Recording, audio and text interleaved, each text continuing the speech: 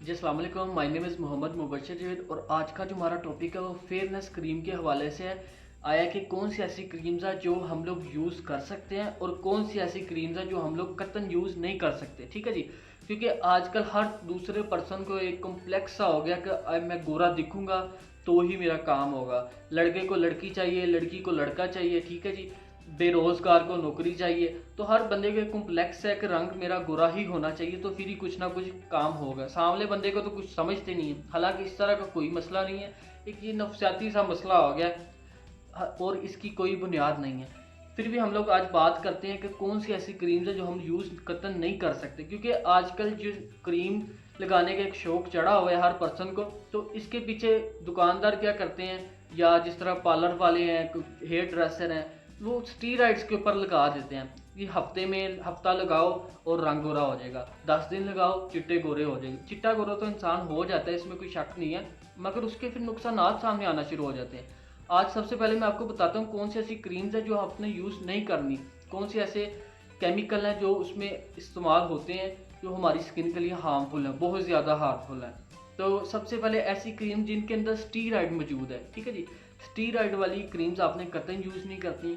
जिस तरह आप बहुत ज़्यादा हम लोग देखते हैं लोगों को बीटा मेथासोन के नाम से है, बेटनोवेट के नाम से है, क्लोबीवेट के नाम से आती है क्रीम्स। ठीक है जी, क्लोबीडर्म के नाम से क्रीम्स आती हैं, ये स्टीरॉइड्स हैं। ठीक है जी, इसको मेडिकल फील्ड में एक स्पेसिफिक मसले मसाइल है, पिगमेंटेशन वगैरह हो जाती है, कुछ और स्किन के मसले मसाइल हो जाते हैं, तब हम इन्हें यूज़ करते हैं तो उनका तब फ़ायदा होता है। अगर मैं वैसे ही फेयरनेस के लिए यूज़ करना शुरू कर दूँ क्रीम्स में ऐड करके तो वक्ती तौर पे मुझे फ़ायदा होगा, मगर उसके फिर नुकसानात सामने आना शुरू हो जाते हैं। जब कोई मैं महीना 2 महीने 3 महीने लगाता हूँ, फिर क्या होता है, मेरी स्किन जो है वो बिल्कुल रेड होना शुरू हो जाती है, मुझे ख़ारिश होना शुरू हो जाती है, जलन होना शुरू हो जाती है। जब भी मैं धूप में जाता हूँ मेरे से जलन शुरू हो जाती है। बाज़ दफ़ा होता है यही चीज़ें कैंसर की तरफ लेके जाती हैं, स्किन जो होती है वो बिल्कुल ख़त्म हो जाती है, लेयर्स आहिस्ता आहिस्ता कम होना शुरू हो जाती है, जो कि बड़ी नुकसानदेह है।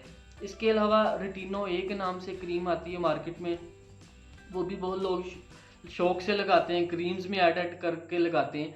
हालांकि ये इस तरह नहीं, फेयरनेस के लिए तो बिल्कुल नहीं लगानी चाहिए। ठीक है जी, अब बात करते हैं कौन सी ऐसे केमिकल्स हैं जो क्रीम्स में हो तो हम यूज़ कर सकते हैं। इसमें सबसे पहले कोजिक एसिड आ जाता है, अगर किसी क्रीम में कोजिक एसिड है। उसके अलावा एजिलिक एसिड आ जाता है। ठीक है जी, उसके अलावा विटामिन सी है, विटामिन ई है। ये जो केमिकल्स हैं, ये एसिड जो हैं, ये अगर किसी क्रीम में मौजूद हैं, आप केमिस्ट के पास जाएं, उसे बताएं तो आप ये यूज़ कर सकते हैं। और ये वाली जो क्रीम्स है आपने 3 माह से ज़्यादा यूज़ नहीं करनी। ठीक है जी, और इसमें जो क्रीम्स आ जाती हैं, क्रीम्स के नाम मैं आपको डिस्क्रिप्शन में भी ऐड कर दूंगा और साथ में पिक्चर भी लगा दूंगा। उसमें क्लियर क्रीम आ जाती है, ठीक है जी, एजीडर्म के नाम से आ जाती है, कोजिक वीटा के नाम से आ जाती है। ये कुछ क्रीम्स है जो हम लोग यूज़ कर सकते हैं फेयरनेस के लिए। ठीक है जी, इसको भी हमने 3 माह से ज़्यादा यूज़ नहीं करना, कतई यूज़ नहीं करना।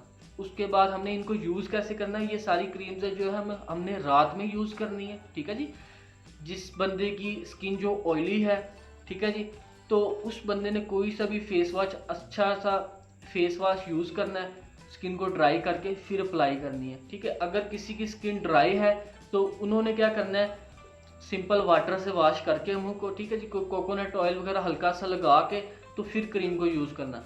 और अगर किसी पर्सन की जो स्किन है वो बिल्कुल नॉर्मल है, थोड़ी ऑयली है, थोड़ी दूसरी है, ड्राई है, तो वो सिंपल वाटर से वॉश करें मुंह को और फिर वो यूज़ कर सकते हैं। 3 माह यूज़ करनी है और उसके बाद ये बंद कर देनी है। उसके बाद कोई सा भी मॉइस्चराइज़र आप जो यूज़ करते हैं वो इस्तेमाल करते रहना आपने।